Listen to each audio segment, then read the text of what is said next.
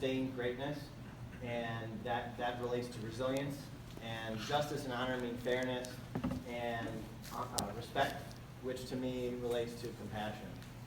I think these two concepts, resilience and compassion, also relate to your place as students and people in life about to not live with your parents anymore and be independent and on your own, whether that's college, work, military, whatever it may be.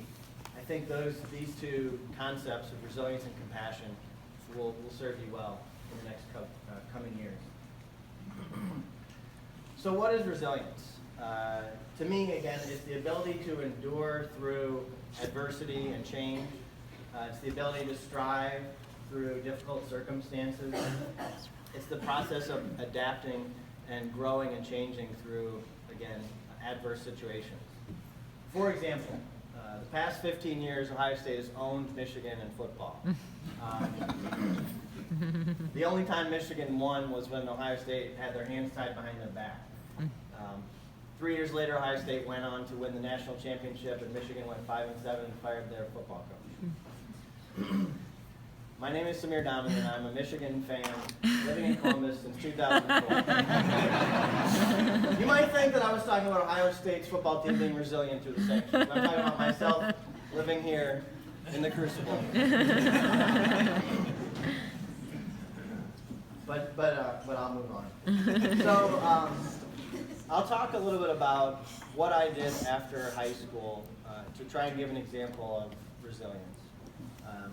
So in college, I was a junior and senior applying for consulting jobs at big firms in Chicago and New York. And I was fortunate enough to get a final round interview with Ernst & Young. Really snazzy job in Chicago, and they flew me out there and I stayed at the W Hotel, and it was so cool. And I thought it was going to be great, like all my peers doing this, following the right path. And that was right around the internet bubble in 2000, 17 years ago. It was the economy crashed, and Ernst & Young laid off 15,000 people, and so that job evaporated. The next opportunity that I could find was being a statistician in a second world country called Taiwan, making $4.25 per hour. So that seemed to be a big difference between fancy job in big city and like, man, I'm making peanuts. But, and so I did that for 2 years. And I'll get on to my thoughts on that in a minute. But I started to realize that, at least for me, I needed some kind of graduate degree to be able to have a say in what I did and have kind of like some direction in what I wanted to do in life. Now that may not be the case for everybody, but that was my thoughts. So I came here to Ohio State, went to law school, and in 2007 the economy was booming again. Big law was hiring, people were getting paid way too much, and it was so fun. And then 2 years later, in 2009, 2010, the Great Recession happened, which made the internet bubble look like peanuts. And work was not very fun anymore. We had to work so much, and everybody got pay cut, and people were worried about their jobs. So one of my projects was researching this concept of legal project management, which I won't get into the technicalities of, but I started to research this concept, and it was actually very appealing to me because in the legal world, a lot of services are charged for by the hour, not by the outcome. Like, for example, if you said, hey builder, I want to build a house, you wouldn't go to them and say, builder, I'll pay you $10,000 a month until you finish my house. You would say, builder, here's the drawings and the architectural plans. I'll pay you $250,000 for this house, that type of thing. In the legal world, though, we do the $10,000 a month thing. And I wasn't too comfortable with that. It just seemed not very motivational to me. Not that it's wrong or anything like that, but so my project, coincidentally, was researching how to solve that. And a few years later, I got the courage to start my own little firm, and it was based upon this different fee model. And fortunately, it worked out really well, and I grew from myself to 4 attorneys and 4 staff, and it was a really, really satisfying, wonderful experience. After being approached by a couple of the other law firms in town, we ended up merging with a Cleveland-based firm where I am today. So I hope that that communicates and is a decent example of being resilient. And I'm not saying that my experience is like the most difficult, and it's not at all.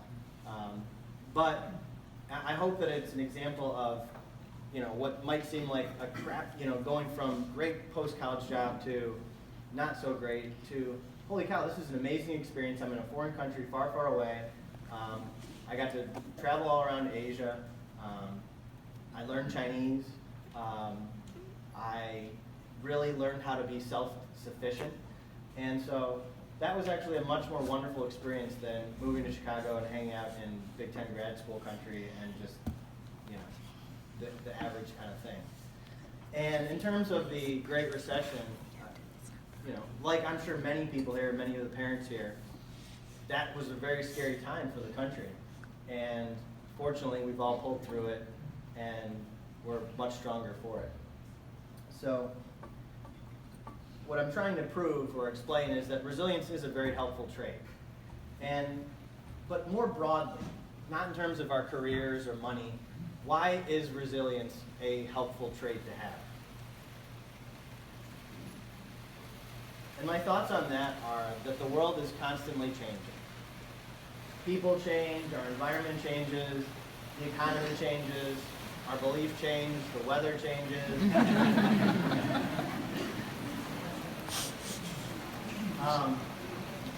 Our homes change, even our families change. And as we'll discuss in a little bit, our emotions are constantly changing. But if we're able to get through all these different changes in as good or better shape than before, that's a positive thing. So if this resilience thing is a positive thing that we should learn about, how can we be more resilient? And I've got in my opinion, 5 things on what's helpful to be resilient. The first is learn a skill that you like and is needed. If a skill is not needed, then it's not useful and you won't be able to do anything with it. If you don't like what you're learning or what you're developing, you're not going to be good at it because you're going to be distracted and thinking about something else that you're interested in.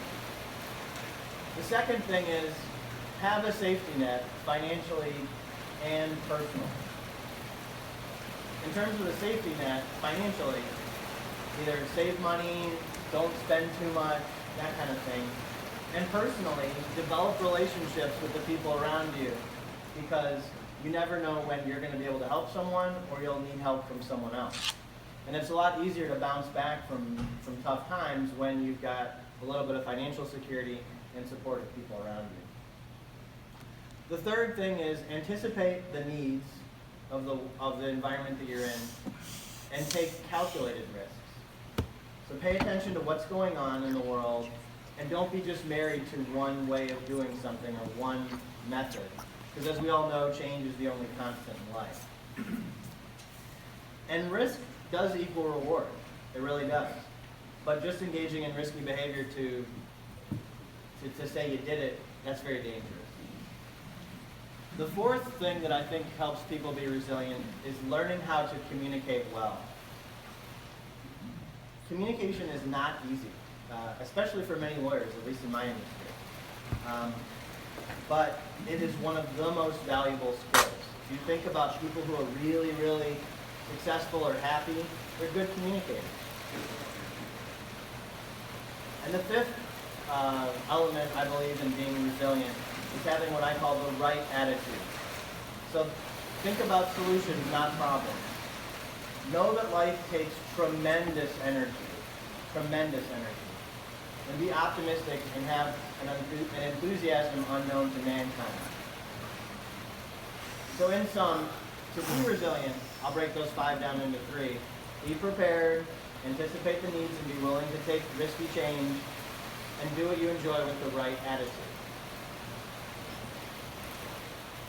But if we think about resilience too much, or we take it to the extreme, it turns into something bad.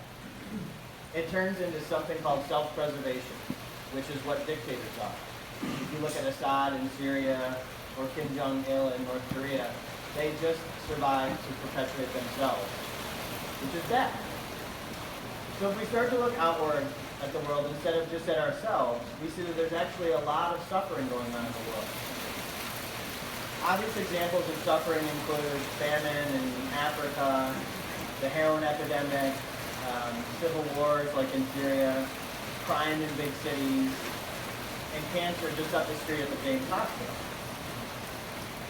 But I believe that there's actually a lot more suffering going on in the world than just that physical suffering. I believe that there's actually a lot of mental suffering going on. Think about that bully and the way he is. Why is that bully such a bully? Probably because he feels insecure and he's trying to overcompensate. Think about mom and dad being anxious about the economy and how they're going to provide for your college and things like that. That's not fun for mom and dad. I know Molly and I, we stay up and we think a lot about how we're going to take care of Talia and her brother. Think about an elderly person living alone. They're probably very lonely. Perhaps you all, as high school students, have anxiety and are trying to figure out your identity and how much discomfort that causes you mentally. The point is, there's a lot of suffering going on, not just in obvious places like hospitals and war zones, but here in our community, in our own minds. So what do we do about all this suffering? My thought is to express compassion towards everyone. Understanding that almost everyone on some level is experiencing some suffering. Personally, Molly and I have started this charity that Lindsay mentioned called the Berkshire Triathlon. We've got a couple of participants here in the audience. And the triathlon, it benefits, at least right now, primarily Flying Post Farms, which is a camp for kids with serious illnesses. Most of the campers are patients from Children's Hospital with, they can't just go and canoe. They need a bunch of sophisticated medical equipment. In the camp, they don't receive treatment at the camp. It's a place for the kids to just feel like kids, not like patients. So that's our way of expressing, on some level, compassion. But I'm not suggesting that everybody here enroll and sign up for some charity or donate time or money.